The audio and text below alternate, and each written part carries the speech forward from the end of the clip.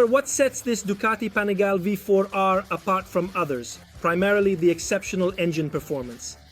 Under the fairings is the Desmo 16 Road R with a 998cc displacement to comply with Superbike regulations.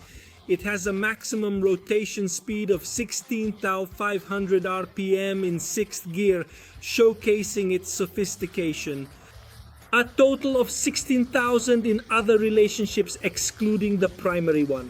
According to the declared data, it delivers 218 HP at 15 to 500 RPM in the completely standard Euro 5 configuration as I tested it, but the horsepower even increases to 237 by installing the racing exhaust from the specific Ducati package. But there is more.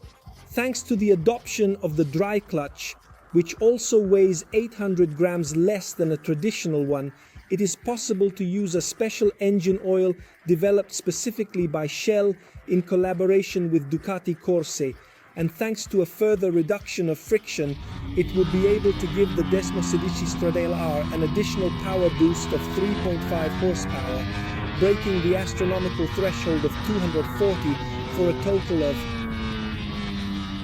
240.5. But going deeper, what allows this engine to rotate so high and generate so much power? But there are several highly advanced technical solutions.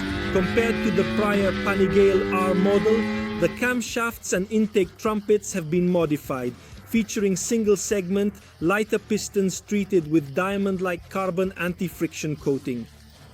However, above all else, the true first absolute on a series motorcycle engine are the gun-drilled connecting rods without a doubt. What does it mean? That there is a hole that goes from the head to the connecting rod foot to allow the oil to pass through and thus promote lubrication in every small corner of the engine. A solution that may seem trivial, but at a tech level requires a very high sophistication. Another fundamental differentiation between the R and a conventional, so to speak, Panigale V4 S concerns the suspensions of the motorcycles. Here, the Öhlins with NPX 25-30 bar and Mono TPX 36 are completely mechanical, with the addition of the rear suspension, which is set to a higher adjustment of the adjustable swing arm pivot and the same longer monoshock, resulting in a higher rear to the advantage of the load on the front, but above all of the raising of the center of gravity to favor agility in cornering and direction changes. The front frame aluminum chassis with optimized stiffness is the one we have already seen on the V4S 2022, just like all those updates that we saw at the beginning of 2022. For example, in terms of ergonomics with the different design of the tank and seat to provide more support during braking and better grip when cornering at maximum lean angle. In common with the other Panigale models, it also has the electronic package, albeit obviously adapted and refined to the specific needs of the 1-liter engine of the R. The most important and recent news concerns the introduction of Power Mode Full, which is completely free of filters and torque sizes, except in first gear. And there is also the trackable display on the screen with the bar tachometer at the top and the separate gear change light outside the display.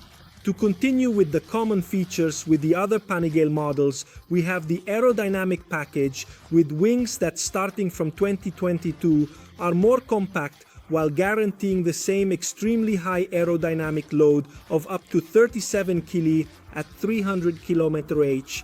There are also new air intakes and vents in the lower part of the fairing to cool down the hot spirits of the bike, while obviously remaining within the restrictions imposed by the Superbike regulations in this case. To summarize, the wheels. In this case, the wheels aren't carbon like on the SP2, but they're the same forged aluminum Marchesini wheels as on the S model.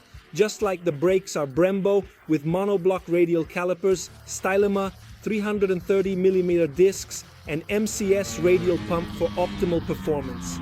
As standard, the Panigale V4 R is equipped with Pirelli Supercorsa SP tires, but for today's scorching Imola test, we went for the best of the best in track tires, being the Pirelli Day, therefore Pirelli Diablo Superbike, which are slick tires with SC1 compound.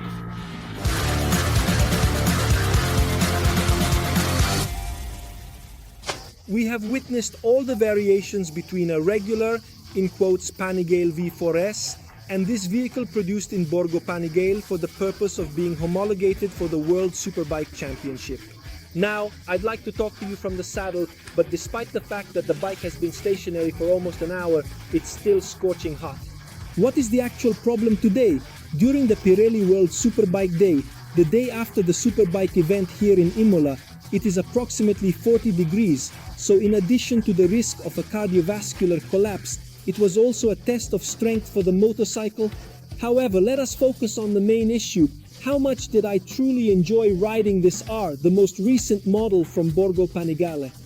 Well, here the enjoyment meter went completely off the charts to the point that I had difficulty organizing my thoughts in order to articulate what I am about to convey to you in order to describe it.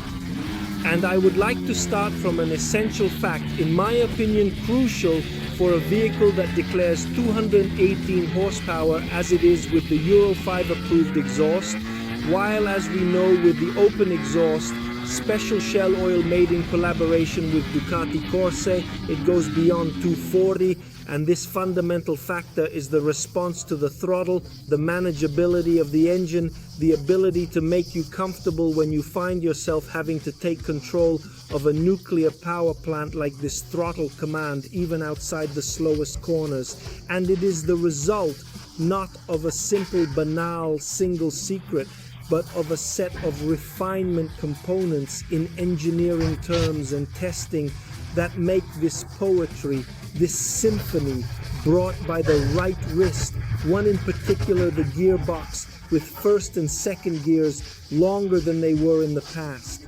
We have already seen it on the V4 S 2022, which however are already a small step to make this openness available to you, and then the real response of the throttle command, even in the most aggressive mappings, has no trace of on-off, even in a fully homologated configuration as I tried the bike today, and above all, it is sweet, pasty, as ready and pissed off to provide you with all the thrust you need.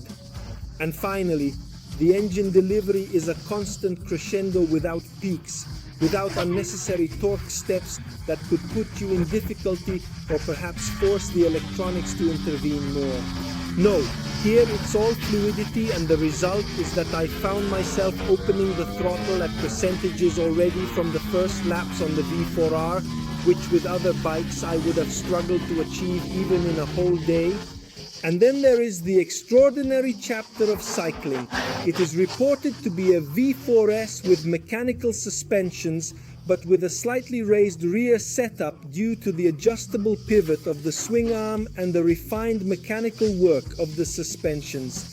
The overall sensation provided by the entire package is essentially that of a racing bike. This means that compared to the semi-active suspensions of a Panigale V4S or an SP2, it takes a little more time to get accustomed to, because every imperfection of the asphalt is transmitted. However, when you have the complete picture, you can utilize all your skills in the saddle, and the more your skills are, the more the V4R responds eagerly and is eager to attack the trajectories and take you to new lap records, creating an exhilarating experience that pushes you to reach new heights of performance. However, the beauty, somewhat similar to the problem with engine response, lies in the fact that it is not limited to only highly skilled and extremely fast drivers. Throughout their history, the Panigale have gradually improved, especially for those like me who are fast enthusiasts or even a little more, which therefore needs a little more confidence with the bike here. She gives it all to the point that the less ability you have, the more absurdly she is able to bring out your best last hints. We could make them with the absolute push of the engine, which is devastatingly fast and infinite stretch changes just below 16,000 RPM. It's stuff that feels like being on a MotoGP bike if it weren't for the approved exhaust I intend to... How to say pouring blood in Borgo Panigale, hoping that next time they will grant me one, maybe with the exhaust open to try. Their yes MotoGP powers, and then again the monumental brakes.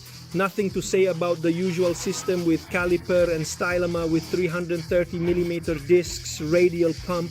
Here supported by a really granitic front end, even with OEM adjustments as it comes out of the dealership. In short, an absolute missile.